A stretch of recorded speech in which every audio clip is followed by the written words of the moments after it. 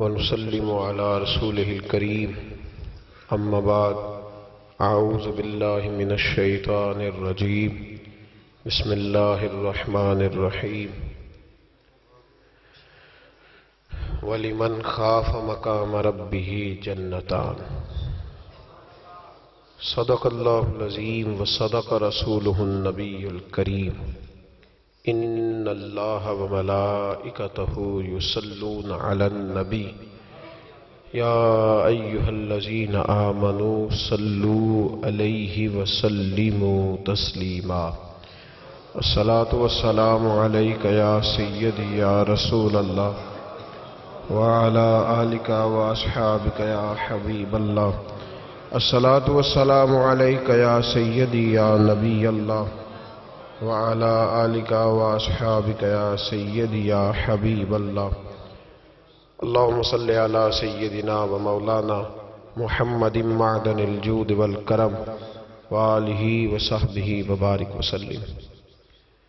تمام تعریفیں حمد و ثنا اللہ تعالی جل مجدہ الکریم کے لیے، زاماد ہر قسم کے درود و سلام نبی رحمت سید عالم صلی اللہ علیہ وسلم کی ذات والا صفات کے لیے حمد و صلات کے بعد، عزیز دوستو، بزرگوں اور بھائیوں، اصلاح معاشرہ کے نام سے اس خوبصورت بزم کا انعقاد ہے۔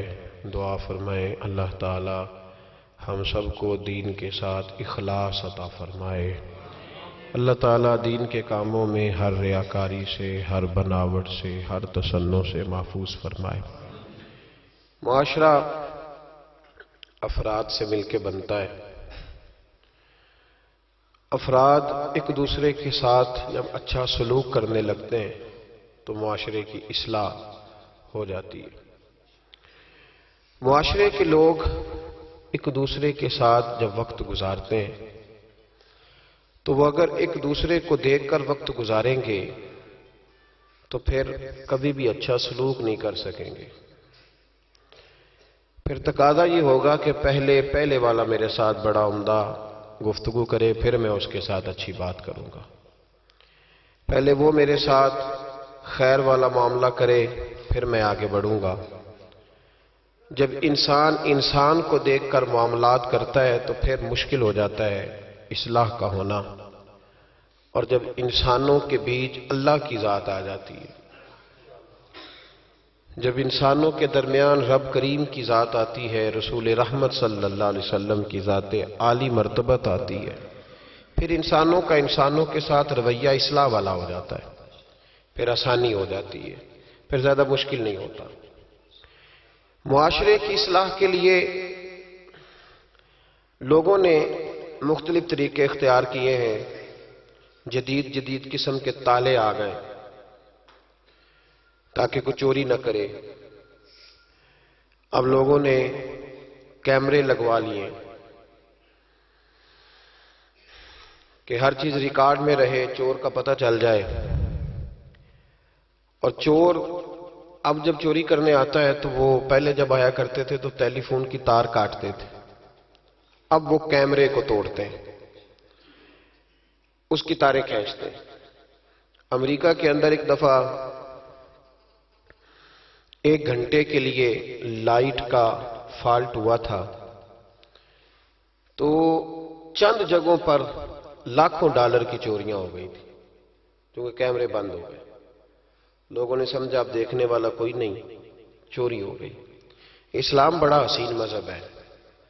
اسلام کہتا ہے کہ کیمرے کی آنکھ بھی بند ہو سکتی ہے، انسان بھی سو سکتے ہیں، تو اس رب سے ڈر جا جسے نہ نیند آتی ہے نہ اونگ آتی ہے۔ ایک پکا کیمرہ تیرے اوپر فٹ ہے تو اس کا خیال کر۔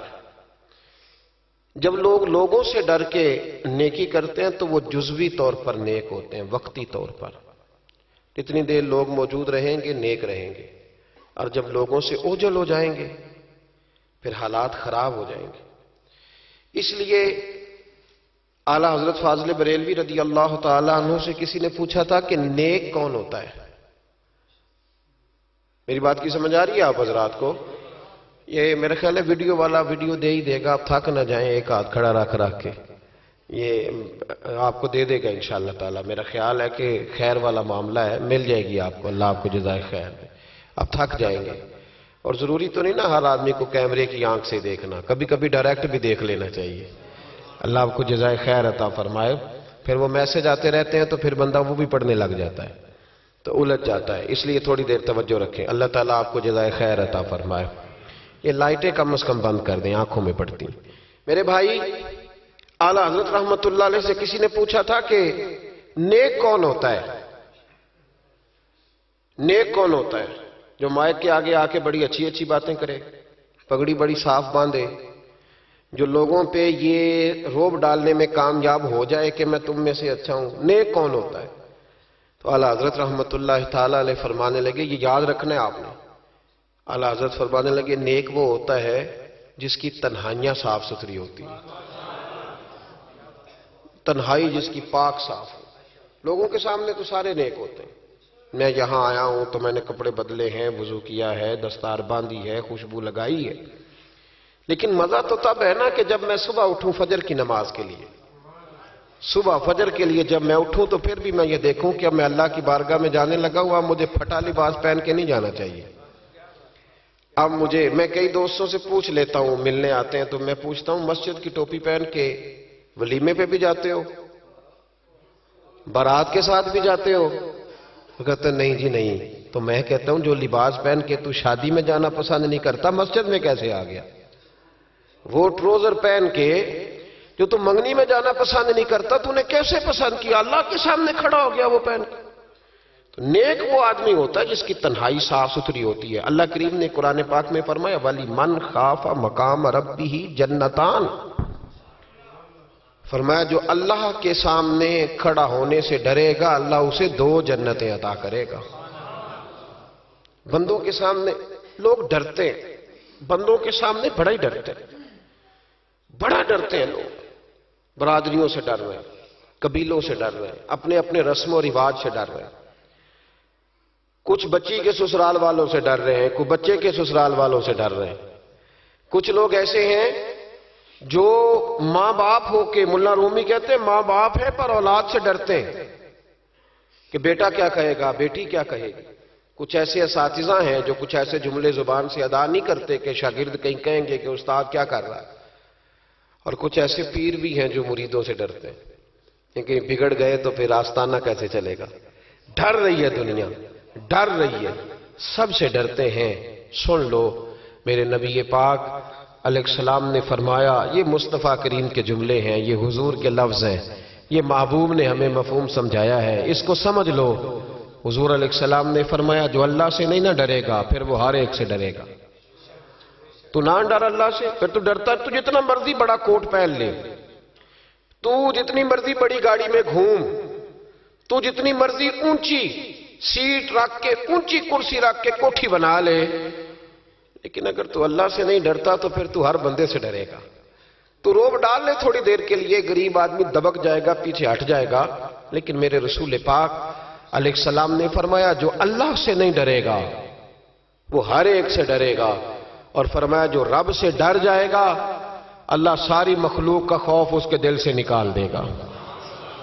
پھر ختم ہو گیا، پھر کسی سے نہیں ڈرے گا. لیکن جب تک اللہ سے نہیں ڈر، ہم سہمے لوگ ہیں، ہم ڈرے ڈرے لوگ ہیں، ہم سارا دن ڈر کے گزارتے ہیں. اگر ہمیں لوگوں کا ڈر نہ ہو، ہم تو سویرے اٹھ کے ٹوتھ پیسٹ نہ کریں، مسواک نہ کریں. ہم تو ڈرتے ہیں کہ لوگ کہیں گے دیکھو اس کے منہ سے بدبو آ رہی. ہم ڈر کے سارے کام کرتے. کسی کی شادی میں اس لیے جاتے ہیں کہ برادری ناراض ہو جائے گی کہ خود ہم اس کے ہاں گئے تھے تو یہ آیا کیوں نہیں. ہم تو بھائی تعزیت کرتے ہیں لوگوں سے ڈر کے. یاد رکھو یہ زمانہ بھگا کے تھکا دے گا، یہ راضی نہیں ہوگا. اب بھاگتے رہیں. لوگ دیواروں تک، قبروں کی دیواروں تک چلے گئے. پر یہ دنیا کی محبت اس طرح کی ہے جس طرح بھیڑوں کی محبت ہوتی ہے.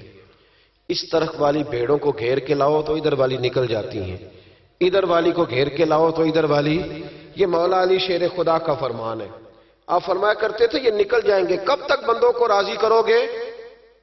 کب تک راضی کرو گے؟ ادھر والے رشتہ داروں کو ناراض کرو گے، راضی کرو گے تو ادھر والے ناراض ہو جائیں گے. ادھر والے دوستوں کو راضی کرو گے تو پیچھے والے بگڑ جائیں گے. تو حضور پھر کیا کریں؟ آپ فرمانے لگے ایک رب کو راضی کرو، ان الذین آمنوا وعملوا الصالحات سیجعل لهم الرحمن ودا۔ فرمایا اگر رب رحمان تم سے راضی ہو گیا تو لوگوں کے دلوں میں تمہاری محبت پیدا فرما دے گا، پھر لوگوں کے دلوں میں تمہاری محبت، اللہ کا خوف پیدا کریں، ڈرا کریں اللہ تعالیٰ سے، یہ ذہن بنائیں کہ میرا مالک مجھے دیکھ رہا ہے۔ حضرت جنید بغدادی رحمت اللہ تعالیٰ علیہ فرماتے ہیں جب میں اپنے ماموں سے مرید ہوا نا حضرت سری سختی سے، تو میں نے ان سے وظیفہ پوچھا۔ لوگ کہتے ہیں کہ کامل پیر نہیں ملتا، تو میں کہا کرتا ہوں کہ مرید ہی کوئی نہیں ملتا، کوئی مرید نہیں، سارے تویزوں والے ملتے ہیں۔ کہتے ہیں حضرت صاحب آپ مہربانی کریں ایسی پھونک ماریں کہ سویرے اٹھوں تو میرے پلنگ کے نیچے 2 توڑے نوٹوں کے پڑے ہوئے ہوں۔ تو یہ حضرت صاحب کو یہ والی پھونک آتی ہوتی تو وہ اپنے پلنگ پہ نہ مار لیتے، وہ تیرے پلنگ پہ ہی مارنا تھی ان کو یہ پھونک۔ کہتے کوئی ایسا کام چلے کہ وہ پیسہ ہی پیسہ ہو جائے۔ تو میں نے کہا یہ جو تجھ سے 1000 روپیہ لے رہا ہے 2000 لے رہا ہے، اگر یہ پھونک ہوتی تو یہ پہلے اپنی پٹاری پہ مارتا۔ بھائی طریقت اور تصوف کس چیز کا نام رکھا ہے؟ پہلی بات تو یہ ہے کہ مرید کا وہ تصور ہی نہیں کہ میں نے معرفت الہی حاصل کرنی ہے، میں نے اللہ کی بارگاہ تک جانا ہے۔ رویہ ہی بالکل دوسرا ہے۔ جب میرا رویہ یہ ہے تو پھر سامنے والے کا بھی تو وہی ہوگا نا۔ اس لیے کہ جیسی میری نیت ہوتی ہے لوگ بھی مجھے ویسے ہی ملا کرتے ہیں۔ حضرت جنید بغدادی کہتے ہیں جب میں اپنے مرشد گرامی حضرت سری سختی رحمت اللہ علیہ کی بارگاہ میں گیا، مرید ہوا تو میں نے وظیفہ پوچھا، تو حضرت نے مجھے وظیفہ بتایا۔ وظیفہ، توجہ ہے میری بات پر؟ وظیفہ بتایا۔ میں نے کہا حضور کیا وظیفہ ہے؟ کہنے لگے تو نے اس بات کا تصور جمانا ہے، ہونٹوں سے رٹا نہیں لگانا، تو نے تصور جمانا ہے۔ کیا؟ تو نے تصور جمانا ہے کہ اللہ میرے ساتھ ہے اور اللہ مجھے دیکھ رہا ہے، اللہ میرے ساتھ ہے اور اللہ مجھے، یہ رٹا نہیں لگانا لفظوں کے ساتھ، اس کا تصور جما، اللہ میرے ساتھ ہے اور اللہ مجھے، اس پر غور کر، اس کا رٹا لگا۔ پتہ ہے نیک کون ہوتا ہے، پرہیزگار کون ہوتا ہے؟ نماز پڑھنے والے کو نمازی کہتے ہیں، نیک نہیں کہتے۔ حج کرنے والے کو شریعت نے اسے حاجی کہا ہے، پرہیزگار نہیں کہا۔ زکوٰۃ دینے والا، صدقہ دینے والا سخی ہے، پرہیزگار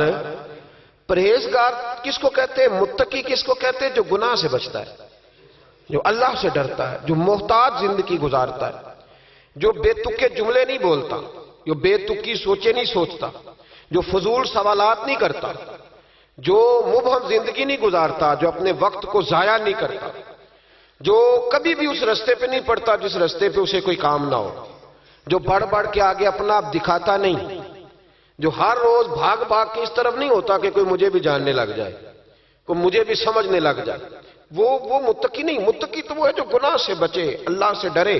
حضرت عبداللہ بن عمر رضی اللہ تعالیٰ عنہ فرماتے ہیں کہ میں مدینہ منورہ سے نکلا ایک سفر کے لیے، میں نے کچھ کھجوریں، کچھ سرکہ، کچھ خشک چیزیں ساتھ رکھ لیں کیونکہ سفر لمبا تھا۔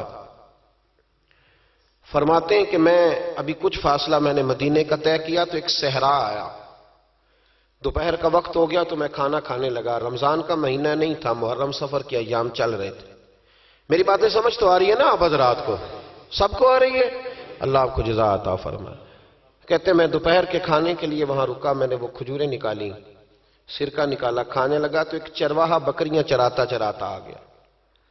وہ نوجوان تھا، اس کے چہرے پر میں نے بڑی روشنی دیکھی، غریب آدمی تھا، بکریاں چراتا تھا۔ ہم لوگ بھی جب کھانا کھانے بیٹھتے ہیں تو کوئی آ جاتا ہے تو اس کو دعوت دیتے ہیں، بھئی آ جا تو بھی کھانا کھا لے۔ کہتے ہیں میں نے اسے کہا کہ میاں آ جا روٹی کھا لو، کہنے لگا نہیں اللہ آپ کو جزا دے، میرا دل چاہتا تھا کہ کوئی میرے ساتھ کھا لے۔ اللہ کے بندوں کی خواہش ہوتی ہے نا کوئی مہمان مل جائے۔ فرماتے ہیں میں نے دوبارہ کہا بھئی آ جاؤ کھا لو، کہنے لگا نہیں حضور اللہ آپ کو جزا دے۔ میں نے دوبارہ تیسری دفعہ اصرار کیا، میاں تھوڑی سی کھا لے، کہنے لگا حضور اصرار نہ کریں، میں نے روزہ رکھا ہوا ہے۔ آج مزدور جو ہے نا ان سب نے رٹا لگا کے یہ سبق یاد کیا ہے کہ میں چونکہ محنت کرتا ہوں تو میں نام بھی رکھوں تو خیر ہے۔ رمضان کے روزے بھی مزدور چھوڑ دیتے ہیں۔ اللہ کسی شخص پر وہ بوجھ نہیں ڈالتا جو وہ اٹھا نہ سکے۔ رب بندوں سے پیار کرتے، اسے پتا تھا انہوں نے مزدوریاں کرنی ہیں. مزدور روزہ رکھ کے دیکھے، وہ دیکھے اسے کچھ بھی نہیں ہوگا. حضور نے تو کہا صوم تصحو، تم روزہ رکھو اللہ تمہاری صحت میں اضافہ کر دے گا. یہ تو تندرستی والا کام ہے. کہنے لگا حضور روزہ رکھا ہوا ہے. تو حضرت عبداللہ ابن عمر رضی اللہ تعالیٰ عنہ کہتے ہیں میرے دل میں خیال آیا پتہ کروں کہ صرف روزے دار ہے کہ نیک بھی ہے. صرف روزے دار ہے کہ نیک بھی ہے، صرف نمازی ہے کہ نیک بھی ہے، صرف حاجی ہے کہ اللہ سے بھی ڈرتا ہے. ذرا دیکھوں تو صحیح، آزماؤں. آپ فرماتے میں اٹھ کے قریب گیا، کھانا میں نے کھا لیا تو بکریاں تھی اس کے پاس، 300-400 بکری چرا رہا تھا. تو ایک بکری کی پشت پہ میں نے ہاتھ پھیرا. میں نے کہا بیچو گے؟ بیچو گے بکری؟ کہنے لگا حضور میں چرواہا ہوں، دیہاڑی پہ کام کرتا ہوں، مزدوری لیتا ہوں، ان کا مالک تو کوئی اور ہے. تو آپ فرماتے ہیں میں تو پہلے دیکھنا چاہتا تھا کہ نیک بھی ہے کہ نہیں. تو میں نے اس سے کہا کہ بکریوں کے مالک سے کہہ دینا ایک بکری بھیڑیا لے گیا ہے، کہہ دینا مالک سے. تو آپ فرماتے ہیں جب میں نے اسے دیکھا نا تو غریب تھا، پھٹے ہوئے کپڑے تھے. دامان توکل کی یہ خوبی ہے کہ اس پر پیوند لگے ہوتے ہیں پر دھبے نہیں ہوتے.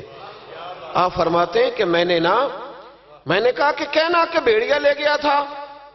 فرماتے ہیں کہ اس کا میں نے چہرہ دیکھا تو داڑھی پر ریت پڑی ہوئی تھی، سر پہ ریت تھی، کپڑے پرانے تھے، مکان بھی کچا ہوگا لیکن اس کے نظریات اتنے پختہ، باتوں میں اتنا اثر.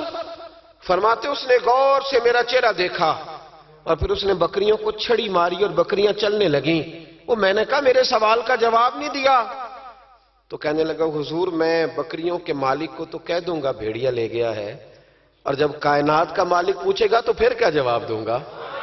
جب عرش کا مالک پوچھے گا تو پھر کیا جواب دوں گا؟ اللہ بھی تو پوچھے گا نا، تو اللہ کو کیا بتاؤں گا؟ حضرت عبداللہ ابن عمر رضی اللہ، ایک تقریر ہوتی ہے، میں لچھے دار خطاب کروں گا، میں بڑا زبردست اثر ڈالوں گا. آپ او بھائی زیادہ انقلاب تو عمل سے آتا ہے، زیادہ انقلاب تو عمل سے آتا ہے، زیادہ تو 2 منٹ میں لوگ انقلاب. حضرت عبداللہ ابن عمر کہتے ہیں اس نے کوئی تقریر نہیں کری. تقریر بھی اثر کرتی ہے، اس کا بھی فائدہ ہوتا ہے، یہ بھی دل صاف کر جاتی ہے، اس میں شک نہیں. لیکن جو عمل کے ساتھ تاثیر ہوتی ہے اس کا تو حسن ہی نرالا ہے. بات جو دل سے نکلتی ہے اثر رکھتی، پر نہیں طاقت پرواز مگر رکھتی ہے. تو کہتے وہ ایک جملہ اس نے کہا کہ اللہ پوچھے گا تو کیا جواب دوں گا. تو آپ فرماتے ہیں میں کانپنے لگا. حضرت عبداللہ ابن عمر، اور یہ وہ شخص ہے جن کو نبی پاک نے کہا رجل صالح. عبداللہ بن عمر نیک آدمی ہے، حضور نے کہا نیک آدمی ہے. حضرت عبداللہ ابن عمر کہتے ہیں میرے وجود کے رونگٹے کھڑے ہو گئے. میں سفر پر نہیں گیا بلکہ میں وہیں سے واپس ہو لیا اور میں سیدھا اس شخص کے میں نے مالک کا پتہ کیا کس کی بکریاں چراتا ہے.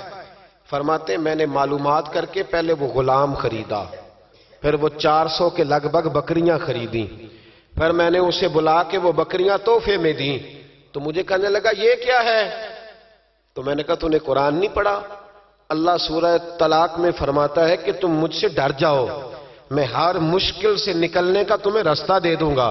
وَيَرْزُقْهُ مِنْ حَيْثُ لَا يَحْتَسِبُ، اور تمہیں وہاں سے روزی دوں گا جہاں سے تمہارا کبھی گمان بھی نہیں گیا ہوگا. فرمایا تو چونکہ اللہ سے ڈرتا تھا تو یہ رب کریم نے تجھے روزی عطا فرمائی ہے، یہ بکریاں اب تیری ہیں. بھائی خدا را اللہ سے ڈرنا سیکھیں، رب کریم کا خوف پیدا کریں. آپ یقین کریں میں پولیس کی بات نہیں کرتا، ایم این اے کی ایم پی اے کی بات نہیں کرتا، لیکن غریب بھی جب اپنی بہو کو تانا دینے پہ آتا ہے تو حوصلہ نہیں کرتا، ایک آدھ بات پہ صبر نہیں کرتا. غریب کے ہاتھ میں بھی جب ڈنڈا آتا ہے اور کسی غریب سے جب وہ جھگڑا کرتا ہے تو وہ بھی پھاڑ دیتا ہے سر اور توڑ دیتا ہے ہڈیاں. ہم بڑے سخت ہوتے ہیں. ذرا تھوڑی دیر سائلنٹ کر دے موبائل، اللہ آپ کو زیادہ عطا فرمائے. سنیں میرے عزیز، خوف خدا پیدا کریں، لفظوں پہ پابندی لگانا سیکھیں. ایسے جملے زبان سے ادا نہ کریں جو سامنے والے کو ساری رات سونے ہی نہ دیں. ایسی باتیں نہ کریں جو اتنی تکلیف کا سبب بن جائیں کہ پھر ہمارے لیے آزمائش ہو جائے آنے والے وقت میں. میرے نبی پاک علیہ الصلوۃ والسلام نے ہمیں خوف خدا کا راستہ دکھایا ہے، ہمیں بتلایا ہے. پاک صاف زندگی گزارنا چاہتے ہو تو اب سے رب سے ڈرو. ایک بزرگ تھے بغداد کے، شیخ حسن ان کا نام تھا. وہ جب نماز کی امامت کرتے نا بغداد کی جامع مسجد کے امام تھے، جب امامت سے فارغ ہوتے تو کہتے اے اللہ میرے شہر کے اس تاجر کی 2 بیویوں پہ اپنا رحم فرما، اے اللہ میرے شہر کے اس تاجر کی 2 بیویوں پہ اپنا. تو شاگرد اکثر سنتے کہ ہر نماز کے بعد استاد جی دعا کرتے ہیں. شاگرد پوچھتے حضور اس تاجر کی وہ بیویاں، نہ تاجر کا نام نہ بیویوں کا پتہ. تو آپ فرماتے تمہیں کیا، میں دعا کرتا ہوں نا، جس رب کی بارگاہ میں کرتا ہوں اس رب کو تاجر کا بھی پتہ ہے، بیویوں کا بھی پتہ ہے. تو ایک دن سارے شاگرد اکٹھے ہو کے بیٹھ گئے، استاد جی آج بتائیں تو صحیح معاملہ کیا ہے، آج ذرا آپ بات تو کریں، معاملہ کیا ہے، وہ کون سا تاجر، کون سی بیویاں. تو شیخ حسن فرمانے لگے کہ بغداد کا ایک تاجر تھا، بے اولاد تھا. اللہ اکبر. تو وہ اکثر تجارت کی غرض سے ملک شام جایا کرتا تھا، اس کی اولاد نہیں تھی، کئی مہینے اسے ملک شام میں رہنا پڑتا تھا. اس کے دل میں خیال آیا کہ میں یہاں ایک نکاح ہی نہ کر لوں، میرے پاس اتنی مال و دولت ہے. تو وہ گیا، اس نے وہاں جا کے ایک شادی کر لی، مکان بنا لیا، نکاح کر لیا. پہلی بیوی کو بتا نہ سکا. یہ جو خواتین ہوتی ہیں بڑی جاسوس ہوتی ہیں، انہیں پتہ چل ہی جاتا ہے، ان کے پاس کچھ ایسے ذرائع ہوتے ہیں، بلکہ میں کہا کرتا ہوں کہ اللہ نے انہیں حیث دی ہوتی ہے. یہ وہ جب مشین بنی تھی نا جھوٹ پکڑنے والی، تو اس وقت ایک بڑے دانشور نے کہا تھا، اس نے کہا تھا یہ غلط کیا گورنمنٹ نے مشین بنائی ہے جھوٹ پکڑنے. خاوند کا جھوٹ پکڑنا تھا تو اس کی بیوی سے بات کر لیتے، وہ فٹافٹ پکڑ لیتی ہے، اس کو پتہ ہوتا ہے کہ معاملہ کیا ہے، خاوند کو بھی پتہ ہوتا ہے. اور یہ محبت کا رشتہ ہے نا، اس میں نبی پاک صلی اللہ علیہ وسلم نے حضرت عائشہ صدیقہ رضی اللہ تعالیٰ عنہ سے کہا تھا کہ جب تم مجھ سے راضی ہوتی ہے تب بھی مجھے پتہ چل جاتا ہے، اور جب ذرا تیری توجہ اس طرف نہیں ہوتی تب بھی مجھے پتہ چل جاتا ہے. یا رسول اللہ کیسے؟ تو حضور فرمانے لگے جب تم مجھ سے راضی ہوتی ہے تو کہتی ہے مجھے رب محمد کی قسم ہو صلی اللہ علیہ، اور جب کسی بات میں تیری توجہ بٹی ہوتی ہے تو کہتی ہے مجھے رب ابراہیم کی قسم ہو. تو حضرت عائشہ صدیقہ مسکرا پڑی، کہنے لگی یا رسول اللہ اللہ نے آپ کو بڑا علم عطا فرمایا ہے، وہ تو سارا پتہ چل جاتا ہے. تو بیوی پتہ کر لیتی ہے، اسے خبر ہوتی ہے. ایسے بھی یہ لباس ہے مرد کا، مرد اس کا لباس ہے، دونوں ہی جانتے ہیں، کمزوریاں بھی خوبیاں بھی. تو وہ جب اس دفعہ تاجر آیا نا 2-1 دفعہ ملک شام سے نکاح کے بعد، تو بیوی محسوس کرنے لگی کہ بدلے بدلے سے میری سرکار نظر آتے ہیں، نہ تو کپڑے دھلنے والے ہیں، نہ اس طرح اس کی طبیعت ہے، کوئی معاملہ ہے. لیکن فرما بردار بیوی تھی تو ڈائریکٹ شوہر سے سوال نہیں کیا، ایک جاسوس کے ذمہ لگایا کہ ملک شام جا کے پتہ تو کر ماجرا کیا ہے. وہ گیا. اس دفعہ جب یہ ملک شام گیا نا چند مہینوں کے بعد دوبارہ، تو وہ پیچھے گیا کہ کہنے لگا کہ میں کچھ بتا نہیں سکتا، تکلیف والی بات ہے، لیکن مسئلہ یہ ہے کہ تیرے خاوند نے وہاں نکاح کیا ہوا ہے، ایک گھر بھی لیا ہوا ہے، ایک بیوی بھی ہے. اس نے کہا چلو آتے ہیں تو بات کرتی ہوں. لیکن اب کہ جب یہ آیا نا واپس ملک شام سے تو بڑا شدید بیمار ہو کے آیا، شدید بیمار. خاتون کہتی ہے مجھے پوچھنے کا موقع ہی نہ ملا، وہ بیمار ہی اتنا تھا، میں نے مناسب ہی نہ سمجھا، تیمارداری کرتی رہی، تندرست ہوگا تو بات کروں گی، اللہ نے موقع نہ دیا، وہ تاجر انتقال کر گیا. ادھر دیکھیں جی میری طرف، وہ انتقال کر گیا. اب عدت گزری تو اس بیوی نے، بغداد والی نے، اس نے اس کا کل مال، چونکہ اور کوئی تھا ہی نہیں، یہی بیوی تھی اور بڑا مالدار تھا، اس نے کل مال جمع کیا اور پھر اس کو آدھے حصے میں بانٹا. عدت گزرتے اس نے 2 سواریوں کا بندوبست کیا، اس جاسوس کو ساتھ لیا اور اس بیوی کے پاس پہنچی جو ملک شام رہتی تھی. اللہ کرے آپ کو سمجھ آئے. اور بھائی یہ کردار مسلمانوں کا ہے. ہم آج کل پتہ کیا سمجھتے ہیں، کہتے ہو وہ تو بڑے لوگ تھے. وہ بڑے لوگ نہیں تھے، وہ مسلمان لوگ تھے. ان کے نام کے ساتھ وہی لفظ لگتا ہے جو ہمارے نام کے ساتھ لگتا ہے. وہ بھی نمازی تھے، حاجی تھے، وہ سارا کچھ تھے. بس ہم نے نہ کہہ دیا دلی دور است، ایسی کوئی بات نہیں. آج بھی ہو اگر ابراہیم کا ایمان پیدا، آگ کر سکتی ہے انداز گلستاں پیدا، اور تو فضائے بدر پیدا کر، فرشتے تیری نصرت کو اتر سکتے ہیں گردوں سے کتار اندر کتار. اب بھی اس نے سارا کچھ رکھا، جاسوس کو ساتھ لیا اور شام، ملک شام پہنچ گئی. اس خاتون کو تلاش کیا اور تلاش کر کے کہنے لگی زمانہ نہیں جانتا کہ تو بھی وارث ہے مال کی، پر میں تو جانتی ہوں نا، میں تو جانتی ہوں نا، اور یہاں تو میاں لوگ 2 مرلے کے لیے جعلی کاغذات بنوا لیتے ہیں، قرآن اٹھا لیتے ہیں، خاتون ہو کے، شیخ حسن کہتے ہیں عورت ہو کے جا کے کہنے لگی کہ یہ چونکہ تیرا مال ہے تو میں آدھا لے کے آئی ہوں، آدھی وارث تو ہے اور آدھی وارث تو رکھ اپنا مال۔ اس خاتون نے آگے بڑھ کے اپنی سوکن کو گلے سے لگایا اور کہنے لگی بی بی اگر تو اللہ سے ڈرتی ہے تو میں بھی اسی رب کی بارگاہ میں سجدہ کرتی ہوں، میں بھی اسی مالک سے ڈرتی ہوں، میں بھی اسی کریم کی ماننے والی۔ کا کیا مطلب؟ کہنے لگی میرا شوہر اب کے جب آیا تھا نا ملک شام تو بیمار ہو کے آیا تھا، اور بغداد کے طبیبوں نے اسے بتایا تھا کہ اب تو بچے گا نہیں، تو وہ جب واپس جا رہا تھا تو مجھے کچھ پیسے بھی دے گیا تھا، یہ مکان بھی میرے نام کر گیا تھا، اور مجھے طلاق بھی دے گیا تھا، اور کہہ گیا تھا مرضی کا نکاح کر لے۔ وہ چونکہ مجھے فارغ کر گیا تھا، اب اس مال میں سے میرا کوئی حصہ نہیں، یہ سارا ہی تیرا ہے، اب میرا اس میں سے کوئی حصہ نہیں، تو رکھ لے، سارا ہی تیرا۔ شیخ حسن رحمت اللہ علیہ فرمایا کرتے کہ میں مولوی اور مفتی ہو کے، میں پیر اور صوفی ہو کے ان 2 بیویوں سے میں نے بڑا سیکھا ہے، لہذا جب بھی دعا کرتا ہوں پہلے ان 2 عورتوں کے لیے دعا کرتا ہوں، پہلے ان کے لیے۔ جن لوگوں کے دلوں میں خوف خدا ہوتا ہے وہ سجے ہوئے ہوتے ہیں، وہ سنورے ہوئے ہوتے ہیں، وہ دیانتدار ہوتے ہیں، وہ اپنے چھوٹے چھوٹے سے مکان پر بڑے خوشحال ہوتے ہیں، ان کی نظریں اگر کبھی جاتی ہیں تو خدا کی رحمت پر، کسی کی جیبوں پر ان کی نظریں کبھی نہیں جاتی۔ وہ میرے بھائی لقمہ حرام آ جائے تو رات انہیں نیند نہیں آتی، وہ لوگ تھوڑی سی آمیزش بھی اپنے بچوں کو کھلانا جرم سمجھتے ہیں۔ آج ہر گھر سے چیخنے کی آواز آتی ہے، ہر ایک کو ڈرونے خواب آتے ہیں، ہر آدمی سہما اور سمٹا ہوا رہتا ہے۔ ایک صاحب مجھ سے کہنے لگے پیر صاحب میرے گھر کے کونے سے چیخنے کی آواز آتی ہے، بڑے پیروں کو دکھایا ہے فرق نہیں پڑتا، آپ بھی چلیے۔ تو میں نے کہا یار میں تو عمل شامل نہیں ہوں، لمبا چوڑا تعویذ دھاگا مجھے تو نہیں آتا، ہاں حدیث مبارکہ میں جو وظائف بتائے گئے ہیں تمہیں بتا دیتا ہوں، اس کو پڑھ لو۔ کہنے لگے نہیں جی نہیں، بڑے لوگوں کو دکھایا ہے فرق نہیں پڑتا۔ تو میں نے کہا ہو سکتا ہے پھر جن نہ ہی ہو وہاں پہ۔ کہنے لگے آپ کا کیا خیال ہے؟ تو میں نے کہا اگر کسی یتیم کا مال گھر کے کسی کونے میں لگ جائے تو پھر چیخنے کی آوازیں بند نہیں ہوتی، وہ پھر ہمیشہ آتی، پھر گھر سے خوف آتا ہے۔ اور اگر کسی کے پیسے دبا کے آدمی رات کو سوئے پھر اسے ڈراؤنے خواب آتے ہیں، پھر اللہ اسے تنبیہ کرتا ہے، پھر وہ تعویذوں والا مسئلہ نہیں، وہ توبہ والا مسئلہ، وہ استغفار والا مسئلہ، وہ اللہ سے ڈرنے والا معاملہ ہے۔ رب کریم کا خوف، اللہ کا ڈر، یہ انسان کو سجائے گا، یہ سنوارے گا۔ ہم مسلمان ہیں، ہر دوسرا لفظ ہمارا یہ ہوتا ہے کہ ہمارا رب ہمیں دیکھ رہا ہے، ہر دوسرا لفظ یہ ہوتا ہے کہ مر جانا ہے، وقت آنے والا ہے، ہر دوسرا جملہ یہ ہوتا ہے کہ قیامت میں اللہ حساب کتاب کرے گا۔ تو بھئی جب ہر دوسرے فکرے پہ یہ بات بولتے ہو تو پھر بدلنا کب ہے؟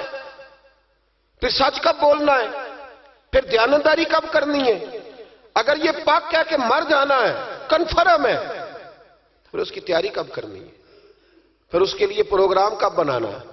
جس آدمی نے 1 ہفتہ بعد عمرے پہ جانا ہے وہ ٹکٹ آج کرائے گا یا ابھی کرائے گا؟ شام کو جانا ہو تو ہفتہ پہلے کرائے گا نا۔ تو یہ کس طرح کا جانے والا ہے جو کہتا ہے اس وقت تیاری کروں گا جب پکا پتہ چل جائے گا کہ شام کو مر جانا ہے؟ اللہ کا خوف ہمیں سجائے گا، ہمیں سنوارے گا۔ زندگی میں بڑی بہاریں ہم نے دیکھ لی، بڑے رنگ دیکھ لیے، بڑے لوگوں کو اپنے ہاتھوں سے دفن کیا، بڑی باتیں ہمیں آتی ہیں، بڑی کہاوتیں ہم جانتے ہیں۔ کسی کو 30 سال ہو گیا علماء کی تقریریں سنتے، کسی کو 40 سال بیت گئے خطاب سنتے، کسی کو 15 سال ہو گئے بات سنتے۔ تو بدلنا کب ہے؟ اب اس بات پہ عمل کب کرنا ہے؟ کیا تقریریں سننا ایک رسم کا نام ہے؟ کیا یہ محافل اس لیے سجائی جاتی ہیں کہ ذرا پوسٹر شائع ہو جائیں، مولانا کی فوٹو آ جائے؟ کیا اس لیے یہ سارے کام کیے جاتے؟ تبدیلی کب آئے گی؟ کب ہم اپنے ذہن کو بدلیں گے؟ کب ہم تیار ہوں گے کہ بس بھئی اب ختم دنیا کی دوڑ سے باہر، اب مسجد میں کب آئیں؟ کس وقت وہ وقت آئے گا جب جمعے والے دن لوگ پرچیاں ڈالیں گے کہ آج مسجد کی صفائی میں نے کرنی، آج مسجد میں جھاڑو؟ وہ وقت کب آئے گا جب نبی پاک صلی اللہ علیہ وسلم نے کہا تھا کہ تمہیں پہلی رکعت، ادھر دیکھو میری طرف، کیا معاذ اللہ تعالی ہم ان باتوں کا بھی اس کان سے سن کے ساری زندگی دوسرے کان سے نکالتے رہیں گے؟ کیا رسول پاک علیہ السلام سے ہمارا اس طرح کا رشتہ ہے کہ بات سنی اور ٹال دی؟ کیا اسی طرح زندگی گزاریں گے؟ وہ وقت کب آئے گا جب نبی پاک علیہ السلام نے فرمایا تھا کہ اگر تمہیں پہلی صف کے ثواب کا پتہ چلے تو تم قرآن اندازی کرو. کب قرآن اندازی ہوگی؟ کب؟ یا موٹر سائیکل کی قرآن اندازی میں تو 50,000 کا مجمع ہو جاتا ہے. یہاں محفل، اب تو اللہ تعالیٰ محفل والوں کو توفیق ہدایت عطا کرے، وہ عمرے کے ٹکٹ کے لیے لوگوں کو باندھ کے رکھتے ہیں. وہ میں کہتا ہوں بس کرو یار، ٹکٹ دینا ہے تو اپنے امام مسجد کو دے دو چپ کر کے، کسی غریب کو دے دو، عمرہ کر آئے. اب عمرے کے ٹکٹ کے لیے لوگوں کو بٹھاؤ گے محفل میں، جس نے آنا وہ خدا کے لیے آئے یا محمد مصطفیٰ کے لیے آئے. خبردار کسی اور لالچ کے لیے کوئی نہ آئے. یہ تو خیر کا کام ہے، یہ تو چپ کر کے دینا چاہیے. اور بھائی کب قرآن اندازی کریں گے؟ حضور علیہ السلام نے فرمایا تمہیں پتہ چلے جمعے والے دن پہلے آنے کا ثواب کیا ہے، تم قرآن اندازی کرو. کب قرآن اندازی ہوگی؟ کب؟ رسم سمجھ لیے ان سب باتوں کو؟ بس ٹھیک ہے، ایک بڑا زبردست آج میں نے خطاب سنا جی 1.25 گھنٹہ، پھر کیا اثر ہوا اس کا؟ کیا رزلٹ نکلا؟ اس پر عمل کب ہوگا؟ وہ جو میں باتیں سناتا ہوں لوگوں کو بیسیوں اور سینکڑوں، تو میں نے عمل کب سٹارٹ کرنا ہے؟ جنہوں نے نبی پاک سے سنا تھا انہوں نے عمل کیا تھا. انہوں نے سنا تھا، انہوں نے. ادھر دیکھو، حضرت عمر کا وہ دور تھا کہ آپ کی ایک لونڈی کلمہ پڑھ گئی تو ابھی آپ مسلمان نہیں ہوئے تھے، تو وہ لونڈی کہتی ہے کہ مجھے الٹا لٹکا کے جناب عمر مارتے تھے، اور اتنا مارتے تھے کہ تھک جاتے تھے تو پانی منگواتے تھے. اور جناب عمر وہ شخص تھے کسی کی جرت نہیں تھی کہ بات کرے. لیکن بس پھر بدل گئے عمر، پھر اللہ کا خوف آ گیا. پھر جو شخص کبھی نہیں رویا تھا وہ بات بات پہ رونے لگا. جو کسی کے آگے نہیں جھکا تھا وہ چھوٹے چھوٹے لوگوں سے معافیاں مانگنے لگا. بدل گئے نا، اللہ کا خوف آ گیا نا. اب وہ اکڑی ہوئی گردن نہیں رہی. اب مسجد میں بھی آ کے یہ نکاح کے پیچھے ہٹو، تمہیں پتہ نہیں میں چودھری ہوں، یہ میری جگہ ہے. اب وہ بات بدل گئی، اب وہ رویہ نہ رہا. حضرت عمر فاروق رضی اللہ تعالیٰ عنہ، اور اس وقت تو ایک قبیلے کے سربراہ تھے نا، صرف ایک قبیلے کے. اور جب فاروق اعظم بدل گئے تو 24 لاکھ مربع میل کے حکمران، 24 لاکھ مربع میل کا واحد حکمران. اور جب کیسر و کسرا جیسے بادشاہ عمر کو بلائیں تو عمر کہیں جاؤ دوڑ جاؤ، میرے پاس ٹائم نہیں. اور ایک دن رات کو چہرے پہ نقاب ڈال کے نا تو مسجد کی گلیاں گھوم رہے تھے عمر فاروق، مدینے کی گلیاں گھوم رہے تھے. 1-2 گلیاں رہ گئیں تو فجر کا وقت ہو گیا. تو حضرت عمر اپنے غلام سے کہنے لگے نماز پڑھ لیتے ہیں اور باقی 2 گلیاں بعد میں گھوم لیں گے. حضرت عمر نے امامت کرائی تو نقاب اسی طرح چہرے پہ. ایک گلی سے گزر رہے تھے تو ایک بوڑھی اماں بیٹھی ہے خیمے میں، بوڑھی کچھ چہرے سے پریشان لگتی ہے. تو حضرت عمر غلام سے کہنے لگے اسے پوچھو کیوں پریشان ہے؟ ہمارا تو اپنا ابا پریشان رہتا ہے، ہم پوچھتے نہیں. ہم نہیں پوچھتے. ہماری اپنی اماں روتی رہتی ہے کہ چلو 2 گھڑیاں رات کو آ کے بیٹھے گا میرے پاس، لیکن وہ آتا ہے 2 درجن کنوں لے کے اور سیدھا اپنے کمرے میں جاتا ہے اور بیگم صاحبہ سے کہتا ہے کہ یہ 6 اماں کو بھی دے آؤں، اس نے کون سا کھانے ہیں؟ تو وہ پلیٹ میں لے کے آتی ہے. پھر ماں کا دل ٹوٹتا ہے کہ یہ کمائی تو میری تھی، یہ تو بوٹا میں نے پالا تھا، لیکن یہ کس بیوپاری کے ہاتھ چڑھ گیا. ہم تو اپنے ماں باپ کو ٹائم نہیں دیتے، لیکن جب لوگ اللہ سے ڈرتے تھے رویہ کیا تھا. حضرت عمر فاروق رضی اللہ تعالیٰ عنہ خادم سے کہنے لگے بوڑھی سے پوچھو. تو پوچھا اماں السلام علیکم. وعلیکم السلام. اماں کیا بات ہے؟ تو اماں کہنے لگی جاؤ دوڑو، تمہیں کیوں بتاؤں، دیہات کی سیدھی سادی بی بی، جاؤ بھاگ جاؤ. کہا نہیں اماں مہربانی کرو اندر تو آنے دو. بڑی منت کے بعد اماں مانی. عمر فاروق عام آدمی نہیں جس سے دنیا کامتی ہے. حضرت عمر اندر گئے. اماں کیوں پریشان ہو؟ تو اماں کہنے لگی تمہیں کیوں بتاؤں، میرا اپنا دکھ ہے. چل اماں بتا دے، تیری مہربانی. تو اماں کہنے لگی میں ایک بیوہ ہوں، بے اولاد ہوں، کوئی میرا سہارا نہیں. مجھے عمر فاروق سے بڑی شکایت ہے. میرے اوپر 25 دینار کا قرضہ چڑھ گیا ہے اور 3 دن ہو گئے میں نے روٹی نہیں کھائی، اور عمر نے میری خبر نہیں لی. حضرت عمر کو پتہ چل گیا اللہ وارث ہے، اس کا کوئی 2 4 10 ہزار ووٹ کوئی نہیں. ایک کو میکے سے 6 مربے نہیں لے کے آئی، ایک اکیلی تنے تنہا. اور بھائی جب اللہ کا خوف ہوتا ہے تو پھر انسان ان غریبوں کو بھی مناتا ہے. پھر ریڑی والے کی بھی اہمیت بڑھ جاتی ہے، پھر رکشے والے کی قدر بھی بڑھ جاتی ہے. حضرت عمر فاروق رضی اللہ تعالیٰ عنہ کہنے لگے اماں عمر سے شکوہ ہے؟ کہاں؟ جناب عمر کہتے ہیں میں نے ایک جملہ کہا تو اماں نے تو مجھے لاجواب کر دیا. میں نے کہا اماں عمر کو کیا پتا کہ تو بھوکی ہے اور مقروض ہے، اسے کیا خبر؟ تو اماں کہنے لگی کیا کہا تم نے؟ عمر کو خبر نہیں، اسے پتا نہیں؟ تو عمر سے کہو نا چھوڑ دے حکومت، اس کے حوالے کرے جو خبر رکھ سکتا ہے۔ کیوں بیٹھا ہے پھر؟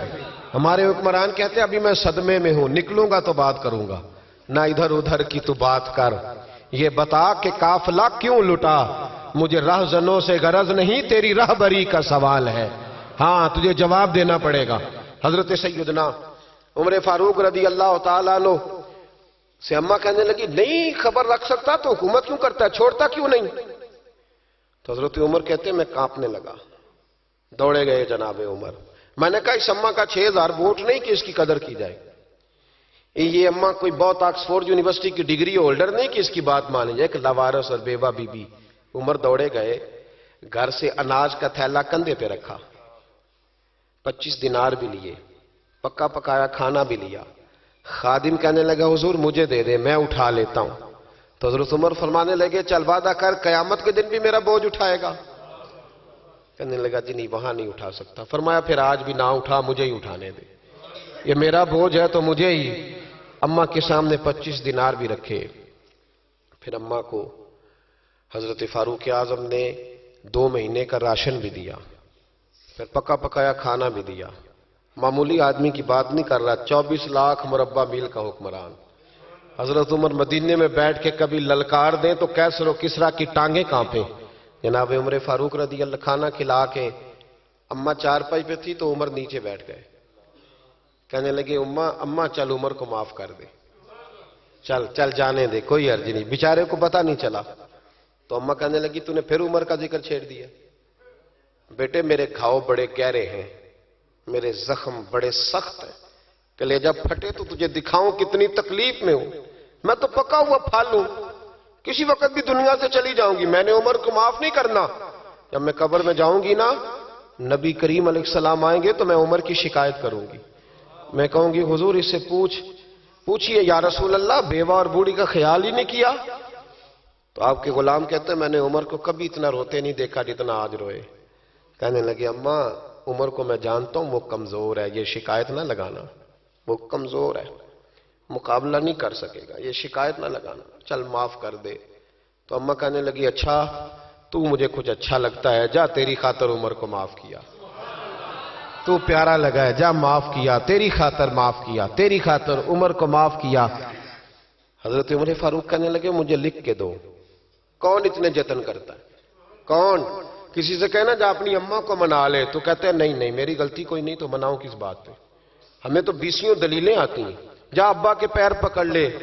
پتہ ہے نبی پاک علیہ السلام نے فرمایا جس کا باپ راضی ہوگا اسی کا اللہ راضی ہوگا، اور جس کا باپ ناراض ہوگا وہ سارا دن وظیفے پڑھے، اس کا اللہ راضی۔ یہ ابو داؤد شریف کی حدیث ہے نا جی، بڑی مہربانی پیسے نہ لائیے گا آپ، اب بات سنیں، وہ بھی میں سمیٹنے کی طرف آ رہا ہوں، ختم کر رہا ہوں، آپ میری بات پہ توجہ رکھیں۔ عزیز بھائی، نبی کریم صلی اللہ تعالیٰ علیہ وسلم نے جو اپنے غلاموں کی تربیت کی تو حضرت عمر فاروق کہنے لگے لکھ کے دو، لکھ دو۔ تو اماں کہنے لگی آپ لکھیں میں سائن کر دیتی ہوں، آپ لکھ دیں میں سائن کرتی ہوں۔ حضرت عمر نے لکھا فلاں بنت فلاں کو عمر سے شکایت تھی، پھر انہوں نے عمر کو معاف کر دیا۔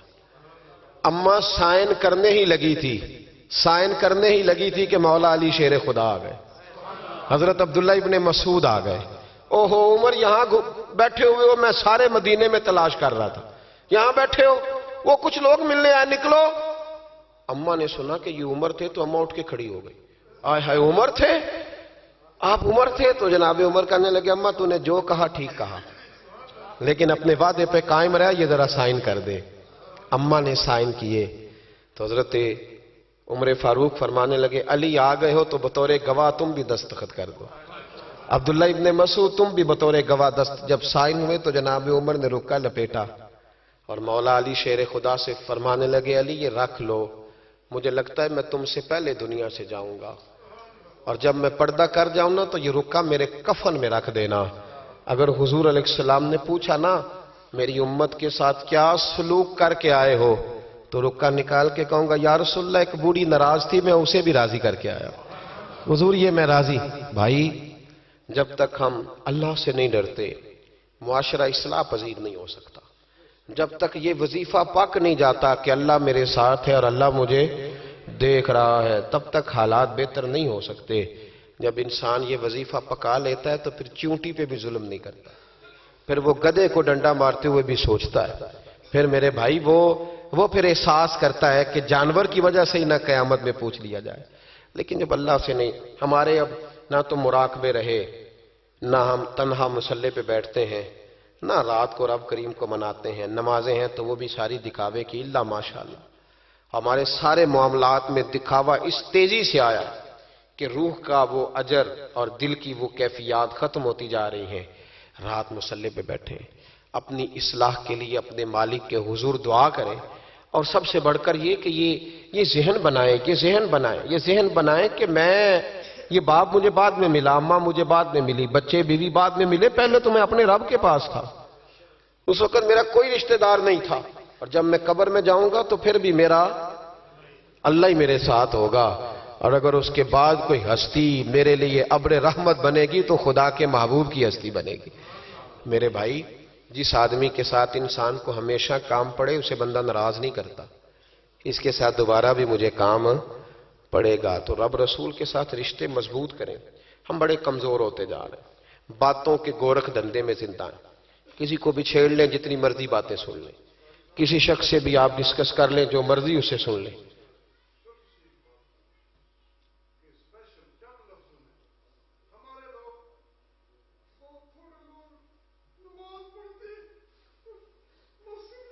اللہ اللہ اللہ، دیکھیں یہ کتنا جذبہ ہے۔ میرا خیال ہے میری تقریر کی تو ضرورت ہی نہیں، ان کے آنسوؤں کو ہی ہمیں مسجد میں لے آنا چاہیے۔ میرا خیال ہے یہ یہاں گفتگی کی تو حاجت ہی نہیں۔ آئیں گے مسجد میں آپ لوگ؟ ہلکا پھلکا ہی انشاءاللہ کہا ہے آپ نے۔ چلو، پکے نمازی کئی دفعہ کہتے ہیں ہمیں نہیں انشاءاللہ کہنے چاہیے، اسی تو پہلا بھی ہونے ہیں، اور بھائی کہہ دیا کریں، مہربانی کریں کہہ دیا۔ آئیں گے انشاءاللہ تعالی؟ ایک بات سن لو ایک بات، انہوں نے رخ موڑ دیا ورنہ میں بات کسی اور طرف کر رہا تھا۔ نبی پاک صلی اللہ علیہ وسلم کی حدیث ہے مسند امام احمد بن حنبل میں، فرمایا من ترک صلاۃ متعمدا، جس نے نماز چھوڑی جان بوجھ کے، فقد کفر، حضور فرماتے ہیں اس نے تو رب کے رب ہونے کا انکار کیا۔ اللہ کے حضرت غوث اعظم رضی اللہ تعالیٰ عنہ نا، ادھر دیکھو میری طرف، اصل مصیبت یہ ہے، ایک صاحب نے مجھے آ کے کہا میرے لیے دعا کریں، میرا نماز میں دل نہیں لگتا، تو میں نے کہا نماز آپ کا مسئلہ ہی نہیں، نماز مسئلہ ہی نہیں آپ کا، مسئلہ اہمیت ہے۔ مسئلہ، میں اپنے کسی سنگی کو فون کروں نا کہ 12 بجے آ، تو اگر تو میری کوئی اہمیت اس کی نظر میں ہوگی تو 12 بجے آ جائے گا کہ نہیں آئے گا؟ صحیح بتائیں، اور اگر میری اہمیت نہیں سمجھے گا تو آئے گا؟ میں نے کہا مسئلہ دل لگنے کا نہیں، دل تو کئی دفعہ بندے کا پیسوں میں بھی نہیں لگتا تو پھر چھوڑ جاتے ہیں لوگ دولت، کئی دفعہ بچوں کے ساتھ بھی دل نہیں لگتا، اچاٹ ہو جاتا ہے تو چھوڑ دیتے ہو، مسجد میں دل نہیں لگتا تو میں نماز نہیں پڑھتا۔ مسئلہ دل کا ہے ہی نہیں، مسئلہ اہمیت کا ہے۔ حضور غوث پاک نماز پڑھ کے، عصر کی نماز پڑھ کے باہر نکلے تو ایک نوجوان گلی میں کھڑا تھا، تو حضور غوث پاک فرمانے لگے تو بڑا دلیر ہے بھائی، بڑا دلیر ہے تو، بڑا۔ کہنے لگا حضور میں تو کمزور ہوں، یہ آپ کیا کہہ رہے ہیں؟ فرمایا بڑا دلیر ہے تو۔ اس نے کہا کیا ہوا؟ حضور غوث پاک فرمانے لگے مجھے تو کوت والے شہر بلائے، SHO بلائے تو مجھے جانا پڑتا ہے، نہ جاؤں تو ڈر آتا ہے، اور تجھے رب نے بلایا تھا تو گیا ہی نہیں، بڑا دلیر ہے، تیرا خیال ہے دیکھ لوں گا۔ او بھائی خدا را، نماز کی تو کلیریفیکیشن ہی کوئی نہیں، کوئی دیکھے نا، ہمیں وہ وقت یاد رکھنا چاہیے نا کہ حضرت سلمان فارسی فرماتے ہیں کہ حضور کو تکلیف تھی قدموں میں، بظاہر حضور کو سخت بخار تھا، بظاہر بڑی کمزوری تھی، پر پتہ ہے نبی پاک کا مسجد سے پیار کتنا تھا۔ حضور نے فرمایا میں نے کئی نمازیں گھر پڑھی ہیں، مجھے مسجد لے جاؤ، تو فرماتے ہیں کہ ایک طرف حضرت قسم بن عباس نے پکڑا تھا، ایک طرف مولا علی شیر خدا نے، اور حضور نے کندھوں پہ ہاتھ رکھے، اور جب مسجد آ رہے تھے تو میری آنکھیں برس پڑی، اس لیے کہ مقدس قدم صفوں کے ساتھ لگ رہے تھے، بظاہر کمزوری تھی، پھر بھی مسجد میں آ کے 17 نمازیں رسول پاک نے پڑھی۔ وہ کیسا مسلمان ہے جس کا مسجد سے پیار نہیں؟ حضرت بابا فرید گنج شکر سے ایک شخص نے کہا تھا میرا دل سخت ہو گیا، تو آپ نے اس کے ہاتھ میں جھاڑو دے دیا. کیا کیا؟ بول کے بتائیں جی. اب لوگ سمجھتے ہیں بابا صاحب کے دربار پہ جاؤ، خوب قوالی سنو، واپسی پہ شکر لے آؤ، چھٹی، بابا صاحب راضی. جھاڑو دیا بابا صاحب نے، تو کہنے لگا حضور اس کا کیا کروں؟ فرمانے لگے جہاں مسجد نظر آئے نا جھاڑو دینا شروع کر دیا کر، اللہ تیرے دل کو صاف کر دے گا. اٹھ فریدہ ستے آتے جھاڑو دے مسیت، تو ستا ہے رب جاگدا تیری ڈاڈے نال پرید. مسجد کا مزاج بنائے، مسجد سے محبت کرے. میں سفر پہ جاتا ہوں نا، جب واپس لوٹتا ہوں نا تو میں سنگیوں سے کہتا ہوں کہ میں ذرا مسجد تے ویکھ لیندے ہو میری مسجد کا کیا حال ہے. مسجد ایک حسن ہے، ایک وفا ہے جس کا بڑا دل ٹھنڈا کرنے کو دل کرے نا. میرے صاحب وظیفہ بتایا کرتے تھے، ایک شخص کہتا ہے حضور اندر بڑا تکبر ہے، تو فرمانے لگے مسجد کے باتھ روم دھویا کر. جی نہیں تسی نہیں غور کیتا میری گل تے، کیوں کام ہی بابا اوکھا دسیا میں مسجد کے. اس نے کہا کیا ملے گا؟ تو آپ فرمانے لگے یہ نہیں سمجھنا کہ یہاں چودھری آتا ہے، یہ نہیں سمجھنا میرا شریک آتا ہے، سمجھنا یہاں اللہ کے مہمان آتے. اور بندے کا گھر سمجھ کے تو ہم یہ کر ہی نہیں نہ سکتے گھر کس کا ہے، تو پھر کوئی دقت تو نہیں نہ ہونی چاہیے. یہ جب آتا ہے نا رمضان شریف، الحمدللہ کچھ لوگ کہتے ہیں کہ میں ان کا پیر بھی ہوں، کچھ کہتے ہیں کہ آپ ہمارے استاد بھی ہیں، اور پیار کرنے والوں کی تعداد تو بے شمار ہی ہے. لیکن میں مسجد کی دریوں کے لیے خود بلاتا ہوں دوستوں کو، بچوں کو کہتا ہوں آپ مل کے دھو لیں. تو مجھے کہتے ہیں استاد جی اتنے بندے 7 پوتے 17 پوتے بابا اجے بھی کاک ہوتے، آپ یہ کیا کر رہے ہیں؟ تو میں کہتا ہوں کہ میں ہاتھ لگاؤں گا تو سارے دوڑ کے آ جائیں گے، اور مجھے بڑا مزہ آتا ہے. کبھی یہ کام کر کے دیکھیں. اور اگر اس سے بھی زیادہ سکون لینا ہو تو جو طالب علم ہے نا مدرسوں میں پڑھتے، ان کو روٹی کھلا کے دیکھیں، ان کے کبھی ساتھ بیٹھیں. ہمارے تو ہم محتمم کہتے ہیں جی میں تو کدی مدرسے جی لنگر چکھیا ہی نہیں. میں محتمم ضرور ہوں، میں نہیں کدی چکھیا، میں نیک آدمی ہوں. تو میں کہنا تو چکھیا کر تین پتہ لگے کہ جدہ کھاندے نے ہو. ہاں وہ چکھیا کر، وہ تو تسی کھاندے ہی نہیں. آپ کے بچے تو ککڑ کڑائی کھاتے ہیں، وہ تو غریبوں کے بچے ہیں جو پتلی دال کھاتے ہیں. اس لیے مسجد سے پیار کریں، مدارس سے پیار کریں، مسجد کا کبھی ناغہ نہ کریں، مسجد کا کبھی ناغہ نہ کریں. امام شافعی فرمایا کرتے تھے جو لوگ مسجدوں میں آنے جانے کے عادی ہوتے ہیں، مسجد قیامت کے دن انہیں ڈھونڈتی پھریں گی کہ یا اللہ جی آیا کرتا تھا اسے بلا. مسجدیں ڈھونڈیں گی، آئیں گے انشاءاللہ تعالی. نوجوان بالخصوص توجہ کریں مسجد کی طرف. جوانی میں عادت نہ بنے تو بڑھاپے میں بالکل نہیں بنتی. جوان نماز پڑھے گا تو بڑھاپے میں عادت ہوگی. اللہ تعالیٰ سمجھنے کی توفیق عطا فرمائے.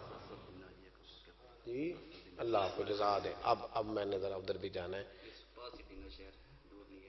نہیں تو آپ نے پہلے بھی بتایا تھا، پھر تو میں آیا ہوں تو پتا چلا کتنا فاصلہ ہے. آپ تشریف رکھیں. یہ بڑے پیارے ہیں، یہ بڑے پیارے ہیں، محبت کے ساتھ فرما دیا. محبت ہوتی ہے نا جو کھینچ لاتی ہے لوگوں کو. تو یہ گئے تو جو بچہ ترتیب دیتا ہے تو اس نے کہا نہیں مشکل ہے، چونکہ مشغولیت کافی زیادہ 3 دنوں میں، تو میرے پاس آئے. تو بس طبیعت میں رنگ اس طرح کا تھا، میں کہا وہ انہوں نہ کریں اس بندے نے، جائیں گے انشاءاللہ. ان کا فائدہ یہ ہوا کہ کتنے کتنے اچھے لوگوں سے ملاقات ہو گئی.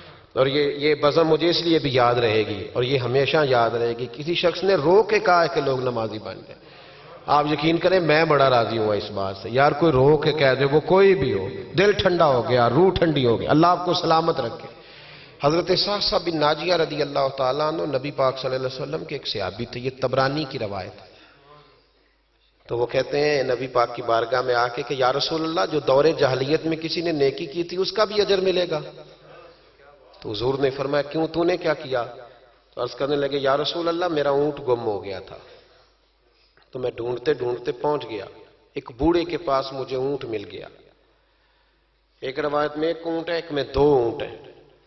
تو مجھے وہ اونٹ مل گئے. تو میں نے اس شخص کے پاس، ابھی میں بیٹھا ہی تھا کہ کسی بچے کے رونے کی آواز آئی. تو وہ بوڑھا کہنے لگا دیکھو اگر بیٹا ہے تو رکھ لیتے ہیں، بیٹی ہے تو زندہ دفن کر دیتے ہیں. تو کہتے ہیں میں نے ان سے کہا کہ تم دفن نہ کرو، مجھے دے دو. فرماتے ہیں انہوں نے پھر مجھ سے قیمت مانگی تو میں نے وہ اونٹ دے دیے. میں 2 3 اونٹ دے کے وہ بچی لے آیا. پھر میں وہ لوگ ڈھونڈنے لگا جو بچیاں دفن کرتے تھے، میں انہیں قیمت دیتا اور بچیاں لے آتا. عرض کرنے لگے یا رسول اللہ پھر میں نے حویلی بنائی، اس میں نے عورتوں کے ذمے لگایا بچیوں کو پالنا. 360 بچیوں کی میں نے جان بچائی ہے. یا رسول اللہ آج کلمہ پڑھنے آیا ہوں، اس کا بھی مجھے اجر ملے گا؟ تو حضور فرمانے لگے پہلا اجر تو تجھے مل گیا نا، اللہ نے کلمے کی توفیق عطا کر دی، پہلا اجر بھی تجھے مل گیا، اور باقی بھی اللہ تجھے خزانے کھول کے اجر عطا فرمائے گا۔ خیر کریں گے تو اللہ اجر ضائع نہیں کرتا، اللہ اجر ضائع، لیکن خیر کی عادت بنائیں، شر سے ہمیشہ بچیں، اللہ ہمیں توفیق عطا فرمائے۔ اللہم صلی علی سیدنا و مولانا محمد معدن الجود والکرم وعلیہ وبارک وسلم۔ اللہ ہمارا یہاں حاضر ہونا قبول فرما، ہمارے گناہوں کو معاف فرما، ہماری غلطیوں سے درگزر فرما، علم نافع کی توفیق عطا فرما، عمل صالح کی توفیق عطا فرما۔ اے مالک کریم، مسجدوں کی رونق کو دوبالا فرما، گناہ کے اڈوں کو برباد فرما۔ مالک کریم، نیکی کرنے اور نیکی پھیلانے کا ذریعہ بننے کی توفیق عطا فرما۔ اے عرش و فرش کے مالک، اپنے محبوب علیہ السلام کے رستوں کا ہمیں مسافر بنا، حضور کی تعلیمات پر عمل کی توفیق عطا فرما۔ اللہ عالم اسلام کے حق میں رحمت والے فیصلے فرما، برما کے مجبوروں کی مدد فرما، کشمیر اور فلسطین کے مظلوموں کی مدد فرما، پاکستان کو نظام مصطفیٰ صلی اللہ علیہ وسلم کا گہوارہ بنا۔ اے اللہ، سجدوں کا ذوق عطا فرما، عبادتوں کا شوق عطا فرما، تلاوتوں کی لذت عطا فرما۔ اے مالک کریم، زندگی تقوی کے نور والی اور موت کلمہ اسلام پہ نصیب فرما۔ اللہم انا نسألک العفو والعافیۃ فی الدین والدنیا والآخرہ، رب اغفر وارحم وانت خیر الراحمین، وصلی اللہ تعالی علی حبیبہ سیدنا و مولانا محمد۔